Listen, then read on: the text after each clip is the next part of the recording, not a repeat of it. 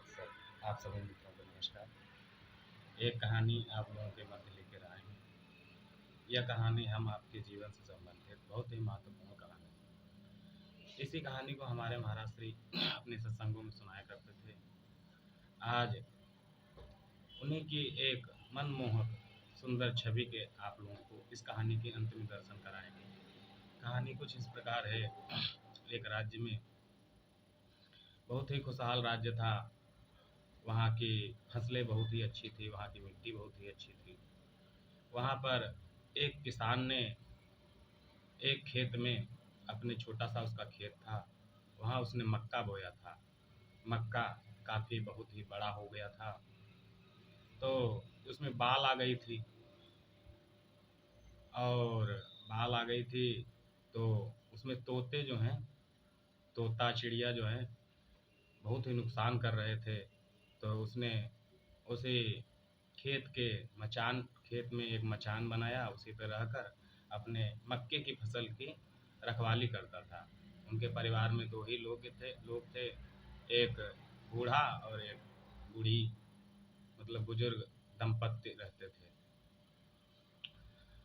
तो बूढ़ा दिन भर बचाता और खाना पानी के लिए घर नहीं जाता, बूढ़ी ही खाना पानी लेकर आती थी।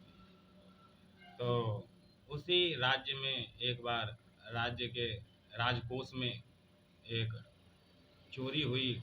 चोरों ने एक, क्या कहते हैं, हीरे भरा बक्सा जो है वह चुरा लिया। रात में बक्सा चुरा कर भागे थे और क्योंकि बक्सा बहुत भारी था इसलिए उन्होंने उसी किसान के खेत में, मक्का वाले खेत में छुपा कर रख दिया। सोचा कि सुबह आएंगे और फिर जो है उठा कर ले जाएंगे, क्योंकि भारी है, नहीं तो सैनिक पीछे पड़े हैं, कहीं पकड़ लेंगे तो सजा हो जाएगी, इसलिए छुपा कर भाग गए। सुबह जब बूढ़ा जो था वहाँ का, वही जो मचान का किसान था, मचान पर बैठा था, वह जो है अपने गुलेल से सभी पक्षियों को भगाता रहता था। उसे, क्या कहते हैं, मिट्टी की गोली बनाता था जिससे गुलेल पर चढ़ाकर और सबको भगाता था। उतर के उसने देखना चाहा कि अपने खेत का मुआवजा लिया जाए, तो जैसे ही खेत से गुजर रहा था उसे वही बक्सा जो है मिल गया। उस बक्से में बहुत ही सुंदर सुंदर पत्थर हीरे मोती से भरे हुए थे। यह देखकर वह बहुत ही खुश हुआ, क्योंकि वह किसान साधारण परिवार का साधारण सा किसान था, गरीब अनपढ़।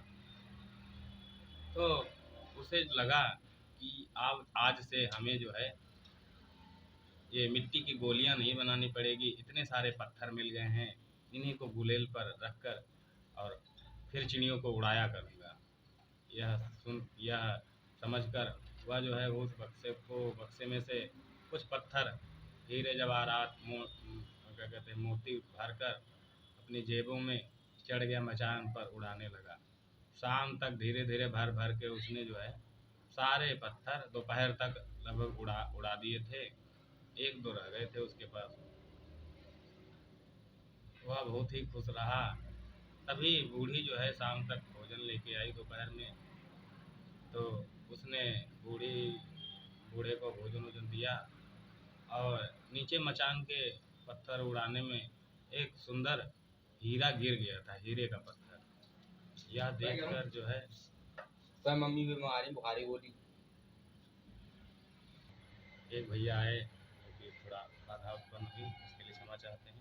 हाँ, तो बूढ़ी माता जी थी, उनको मचान के नीचे एक सुंदर पत्थर मिल गया। उन्होंने पत्थर को देखा, पत्थर कुछ बहुत ही सुंदर लग रहा था। उन्होंने सोचा क्यों न बाजार में जाके इसकी कीमत का पता लगाया जाए। आप लोगों को यह कहानी बहुत ही संक्षिप्त में सुनाने का प्रयास कर रहे हैं, क्योंकि कहानी बहुत लंबी है। उन्होंने सब्जी वाले से पूछा, सब्जी वाले ने देखा पत्थर तो बहुत सुंदर है, इसके बदले में 2-4 किलो साग भाजी ले लो। बूढ़ी ने मना कर दिया। बूढ़ी ने कहा कि लगता है पत्थर कुछ ज़्यादा ही अच्छा है। फिर उसने राशन की दुकान पे गई, वही बूढ़ी, उसने राशन की दुकान पे पत्थर देकर कहा कि यह पत्थर ले लो, हमें कुछ राशन दे दो। यह देखकर राशन वाले दुकान वाला कहा, ठीक है माता जी, पत्थर तो बहुत सुंदर है, इसको अपने घर रखेंगे, आप 2-4 किलो आटा चावल ले लो, 10-20 किलो। लेकिन बूढ़ी ने दिया नहीं। फिर उसने सोचा कि क्यों ना इसे सोने चांदी वाली दुकान पे ले चला जाए। यह सोचकर वह जो है सोने चांदी वाली दुकान पे ले गई।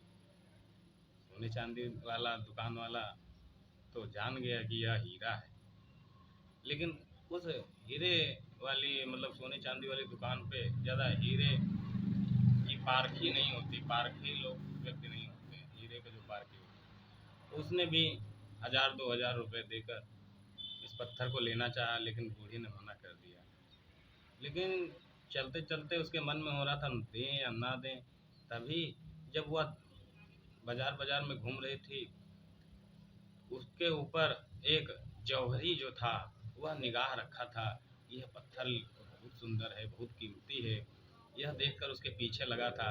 उसने उस बूढ़ी को जैसे ही फिर से वह वापस होने लगी कि चलो सुनार को दे देते, कुछ पैसे मिल जाएंगे, लेकिन वापस होने लगी तभी उसने चुपके से उस बूढ़ी को बुला लिया और कहा कि यह पत्थर मुझे दे दो, मैं तुम्हें जो है पूरा 2 मंजिला मकान दे दूंगा और उसमें भरा पूरा सामान भी मिलेगा, तो बढ़िया से रहना। यह सुनकर बूढ़ी को तो जो है समझ में ही नहीं आया, इतना उत्साहित हुई, लेकिन उसने सोचा या झूठ बोल रहा है या सही बोल रहा है। यह सुनकर सोच समझ कर वह जो है उसने कहा कि इसका क्या सबूत, पहले कागज लाओ, उस पर साइन करो, मकान हमारे नाम करो तभी देंगे। यह सब प्रक्रिया हो गई, मकान बूढ़ी के नाम हो गया, बड़ा पूरा सामान हो गया। जब यह सब हुआ तो वह बूढ़ी अपने बूढ़े पति के पास गई।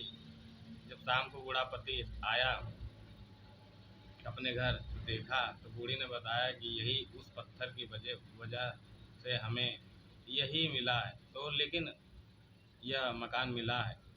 तो उस बूढ़े आदमी के ज़मीन के नीचे पैरों के नीचे ज़मीन खिसक गई, आँखों के आगे अंधेरा छा गया।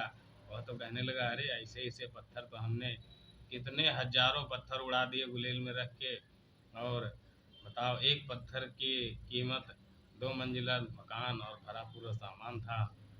तो यह सोच सोच कर वह दोनों बहुत रोने लगे। लेकिन उसने कहा कि हमने लुटाया था, चलो बीन कर देखते हैं, उसी खेत में बीनते हैं, शायद मिल जाए। लेकिन बीनने से पहले ही उस बूढ़ी ने उस जो जौहरी था उसको बता दिया था, क्योंकि जौहरी ने पूछा कि बूढ़ी माता जी यह पत्थर कहाँ मिला, तो उन्होंने बताया हमारे मचान के नीचे मिला, हमारे बूढ़ा जो है उन्होंने इन पत्थरों को उड़ा रहे थे, तो अभी हम सोचे ये सुंदर पत्थर है, लेके चले। यह सुनकर वो जो जौहरी था बहुत सारे बच्चों को ले गया था, उनके खेत में से सभी पत्थरों को बिनवा लिया था। जब सुबह वो लोग गए तो उन्हें कुछ भी नहीं मिला और वह रोते चिल्लाते रहे। इस कहानी को कहने का उद्देश्य यही है कि यह कहानी हमारे जीवन से संबंधित इसलिए है कि हम लोग भी अपने श्वास रूपी खजाने को, अमृत रूपी खजाने को, श्वास रूपी खजाना जो हमारे पास है, यह कहाँ हम लोग गंवा रहे हैं, भोग विषय में गंवा रहे हैं, या धन दौलत के पीछे पीछे गंवा रहे हैं, कामिनी कांचन के पीछे गंवा रहे हैं, या फिर भगवान के प्राप्ति के लिए कमा रहे हैं, ज्ञान की खोज के लिए गंवा रहे हैं। यह हमें हमेशा ध्यान रखना चाहिए कि यह जो हमें श्वास रूपी खजाना मिला है, जीवन मिला है, यह हमेशा बीतता चला जा रहा है, सभी लोग गंवाते चले जा रहे हैं। उसी बूढ़े व्यक्ति के अज्ञानता के कारण जैसे वह हीरा गुलेल पे रख के पत्थर समझकर उड़ा दे रहा था, वैसे ही हम लोग इन श्वासों को समय समझकर उड़ाए दे रहे हैं, बल्कि जो बीत रहा है वह समय नहीं है, यह हमारा जीवन है जो बीतता चला जा रहा है। हमें होश नहीं है, हमें थोड़ा सा भी अंदाज़ा नहीं है कि इस अनमोल जीवन को हम कैसे कैसे पाप कुकर्म और कैसे कैसे कार्यों में गंवाते चले जा रहे हैं।